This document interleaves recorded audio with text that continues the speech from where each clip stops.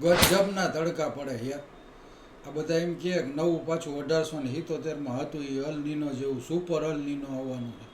આખો ભારતનો પટો ને આફ્રિકાનો પટો ને ઓસ્ટ્રેલિયાનો પટો ને બધાને હીટને ગરમીમાં નાખી દે.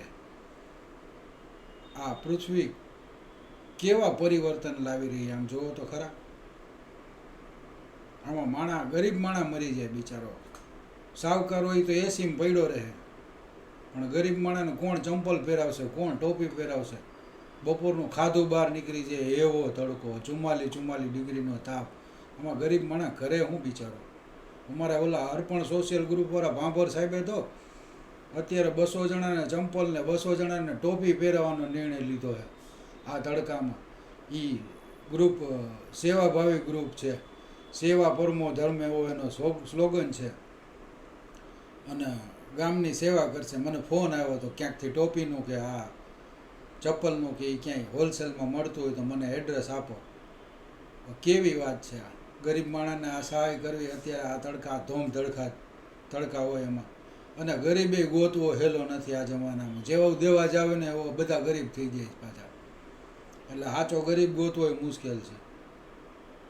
હા, અમારે એક બીજા સાહેબે મારા થકી લગભગ મહિને ₹1,00,000 દાન કરાવડાવતા હશે, પણ એ ગરીબ ગોતવાની જવાબદારી મને સોંપી દે છે. આજથી 20 વર્ષનો આ કાયદો લ્યો, 20 વર્ષથી આ હાલ્યું આવે કે એ સાહેબે દર મહિને એક અમુક તારીખ છે ત્યારે ફોન કર્યો હોય કે જીતુભાઈ આ લઈ જાઓ અને આટલા ગરીબ માણસોને આપો.